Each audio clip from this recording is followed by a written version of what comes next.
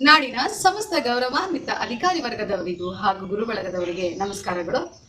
ಶಾಲೆ ಎಂಬುದು ಸಮರ್ಥ ಸಮಾಜವನ್ನು ನಿರ್ಮಿಸುವ ಕಮ್ಮಾರನ ಕುಲುಮೆ ಇದ್ದಂತೆ. ಇಂತಹ ಹತ್ತಾರು ನಾಣ್ಣುಡಿಗಳ ಸಾಕಾರಕ್ಕಾಗಿ ಸರ್ಕಾರವು ಹಲವಾರು ಯೋಜನೆಗಳನ್ನ ಮಕ್ಕಳ ಸುಭದ್ರ ಬುನಾದಿಗಾಗಿ ಸರ್ವತೋಮುಖ ಅಭಿವೃದ್ಧಿಗಾಗಿ ಯೋಜಿಸುತ್ತಲೇ ಬಂದಿದೆ. ಅಂತಹ ಒಂದು ಯೋಜನೆಗಳಲ್ಲಿ ಪ್ರಮುಖವಾಗಿ ಚಾಲ್ತಿರುವಂತದ್ದು ಸಚೇತನ ಕಾರ್ಯಕ್ರಮ.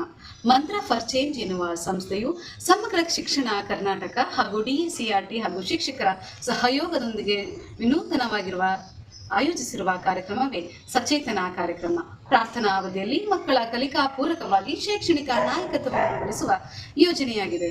ಗುರುಬಾಂಧವರೇ, ನಿಮಗೆಲ್ಲ ತಿಳಿದಿರುವಂತೆ ಈ ಮೊದಲು ನಾವು ಪ್ರಾರ್ಥನಾ ಅವಧಿಯಲ್ಲಿ ನಾಡಗೀತೆ, ಸಂವಿಧಾನ ಪೀಠಿಕೆ ಹಾಗೂ ರಾಷ್ಟ್ರಗೀತೆಯ ನಂತರ ಮಕ್ಕಳಿಗಿಂದ ರಸಪ್ರಶ್ನೆ, ನ್ಯೂಸ್ ರೀಡಿಂಗ್, ದಿನಕ್ಕೊಂದು ವ್ಯಕ್ತಿಯ ಪರಿಚಯ, ಪುಸ್ತಕದ ಪರಿಚಯ, ಪಂಚಾಂಗ ಮಾಹಿತಿ, ಗಾದೆಗಳು, ನಾಣ್ಣುಡಿಗಳಂತೆ ಹೇಳುತ್ತಲೇ ಬಂದಿದ್ದೇವೆ. ಆದರೆ ಇದರಲ್ಲಿ ನಾವು ಮಕ್ಕಳನ್ನ ಸ್ಪಷ್ಟವಾಗಿ ಓದುವ, ಏರು ಧ್ವನಿ ಇರುವ ಹಿರಿಯ ವಿದ್ಯಾರ್ಥಿಗಳನ್ನ ಮಾತ್ರ ಬಳಸಿಕೊಳ್ತಾ ಇದ್ವಿ. ಆದರೆ ಸಚೇತನ ಕಾರ್ಯಕ್ರಮದ ವಿಶೇಷವೇನೆಂದರೆ ತರಗತಿವಾರು, ವಿಷಯವಾರು ಅವರೇ ಇಂತಹ ಚಟುವಟಿಕೆಗಳನ್ನೇ ಮಾಡಬೇಕೆಂಬ ವೇಳಾಪಟ್ಟಿಯನ್ನು ಕೊಟ್ಟಿದ್ದಾರೆ. ಇದರನ್ವಯವಾಗಿ ಮಕ್ಕಳು ಓದುವುದನ್ನು ಮಾತ್ರವಿಲ್ಲದೆ ಗಣಿತವನ್ನು ಮೋಜಿನೊಂದಿಗೆ, ಕ್ರೀಡೆಗಳನ್ನು, ಗ್ರಾಮೀಣ ಕ್ರೀಡೆಗಳನ್ನು ಆಡುವುದು, ಜಾನಪದ ಗೀತೆಗಳಲ್ಲಿ ಪಾಲ್ಗೊಳ್ಳುವುದು, ಜಾನಪದ ನೃತ್ಯ, ಕೃಷಿಯ ಸಲಕರಣೆಗಳು, ಇನ್ನು ಮುಂತಾದ ನೀತಿ ಕಥೆಗಳೊಂದಿಗೆ ತಮ್ಮ ಕಲಿಕೆಯನ್ನ ತೊಡಗುತ್ತಾ ಇರುವಂತದ್ದು ಹೆಮ್ಮೆಯ ಸಂಗತಿಯಾಗಿದೆ. ಇಂತಹ ಸಚೇತನ ಕಾರ್ಯಕ್ರಮವು ಮಕ್ಕಳಿನ ನಾಯಕತ್ವದ ಗುಣಗಳನ್ನ ಬೆಳೆಸುವುದರ ಜೊತೆಗೆ ಆತ್ಮವಿಶ್ವಾಸವನ್ನು ಸಹ